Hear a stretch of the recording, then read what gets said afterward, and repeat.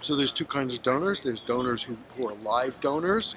Those are people who volunteer to donate, whether it's a family member or just to do good. I've seen a lot of patients, a lot of people who just say, I want to give to anyone because I want to give something that I can't otherwise. I've had someone say to me that, I don't have a lot of money. I can't afford to give a lot of charity, but I can give my kidney. And people are motivated purely out of good. And then there are families, patients who have signed up to donate when, if God forbid, something happens to them and they pass away. And families get tremendous comfort from knowing that their organs are living in someone else and that the death had meaning to it. This is really good. It's not only a story, it's good for the family. It's good for the families of the people who pass on. It gives them tremendous inspiration. So it helps people bring comfort to a very difficult time as well.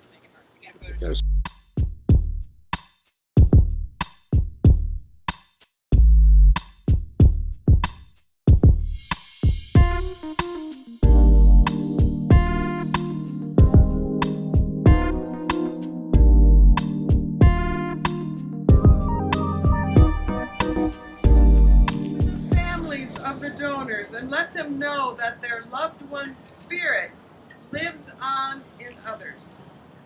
Bless those, O God, who have been generous in death. I accept my own life as a blessing and a gift, and I pray that I may always share the gifts that I receive fully, freely, and with joy. Amen. Transplant from Mount Sinai back in May of 2017. I had liver cancer. I was first diagnosed in January of 16. I had 3 different separate bouts along the way in a year and a half from when I first found. I was first diagnosed to when I had a transplant. First, there's a shock. The cancer was just a major shock. I mean, I wasn't prepared for that, I was 56 years old. I felt that I was too young. You're never too young for cancer, I understand. But I thought maybe I was too young. But, yeah, that was a shock.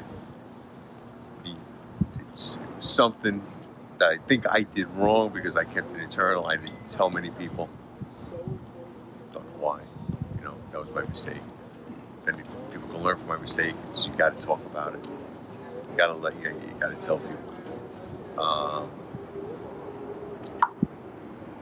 When I saw the doctors over at Mount Sinai, initially, my first time, they weren't that optimistic. All right. Took some more, different angles, different MRIs, and CAT scans. They became more optimistic, and they put me on the list. So that made it feel a little bit better. All right, when we did had a Y90 procedure. Right after the first Y90 procedure, 6 weeks later, I guess, you take another series of MRIs, and the cancer was gone. So I thought that was great. But then a couple months later, about 4 months later, I was diagnosed with another tumor in a different way. The exact same thing, cancer. It was hard. But again, thank God, Mount Sinai was optimistic about it. Right? So they kept my spirits up. My transplant coordinators were amazing women, real professionals. They never had a problem. They never walked into work with any issue. I mean, I drove them crazy, and they were great. They were perfect. So I diagnosed second time. Had another Y90 procedure. 6 weeks later, tumor's gone. Good. Figured that was now in October of 2016, I still had 7 months to wait, I guess. That's the hospital had projected another 7, 8 months to wait for transplant.